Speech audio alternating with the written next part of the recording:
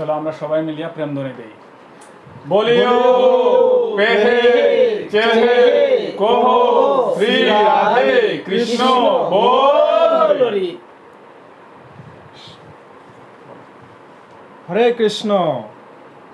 আমরা আজকে এই যে প্রেম ধ্বনি আমরা দিলাম, এই প্রেম ধ্বনি আমরা লক্ষ্য রাখি যে বিশেষ কীর্তনের সময়, কীর্তনের একটা অংশ বা ভক্তিমূলক গানের একটা অংশ, আমরা প্রায় কীর্তনের মধ্যে এই প্রেম ধ্বনি দিতে দেখি বা আমরা দেই। এটা আমাদের হিন্দু সনাতনী ধর্মের একটা শ্রীকৃষ্ণের প্রতি রাধার প্রতি আমাদের একটা আবেগসূচক বা ওনার প্রতি যে আমাদের ভক্তিভাব সেটার মাধ্যমে প্রকাশ হয়। তো এখানে প্রত্যেকটা শব্দের আমরা অর্থ বিশ্লেষণ করব। প্রথমে আমরা বলেছিলাম বলিও, এটা হচ্ছে বল ধাতুর একটা ক্রিয়ারূপ, অর্থাৎ সবাই বলো, এই অর্থ প্রকাশ করছে বল ধাতুর মাধ্যমে বা বল শব্দের মাধ্যমে।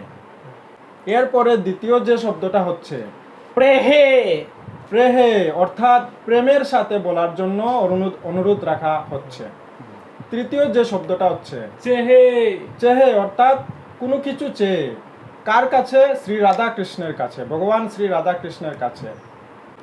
চতুর্থ যে শব্দটি হচ্ছে সেটা হচ্ছে কহো, অর্থাৎ সেখানে আরো বেশি আন্তরিক এবং আবেগের সাথে বলার জন্য বলা হয়েছে। এরপরের যে শব্দটা হচ্ছে শ্রী রাধে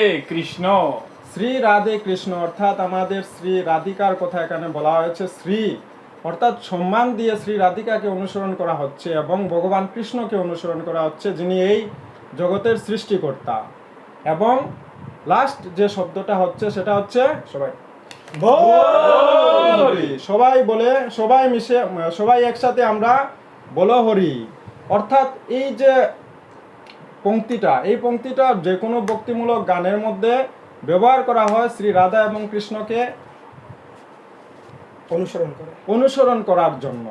আর এবং সেই অনুসরণের মাধ্যমে যাতে আমরা মনের শান্তি পাই, ভগবান শ্রীকৃষ্ণের যাতে, ভগবান শ্রী রাধার কাছে যাতে আমরা শরণাপন্ন হই, জগতের সবাই, প্রত্যেকটা মানুষ যাতে ভালো থাকে, আমরা সবাই যাতে সুস্থ থাকি, আমরা যাতে সর্বদা সত্যের পথে চলতে পারি এবং আমাদের মনকে এবং হৃদয়কে আহ্বান জানাতে পারি, যেন আমরা গভীর ভক্তির মাধ্যমে আমরা শ্রী রাধা কৃষ্ণের নাম জপ করতে পারি। এটাই হচ্ছে সেই পংক্তির মূল বৈশিষ্ট্য। হরে কৃষ্ণ, হরে কৃষ্ণ রাধা।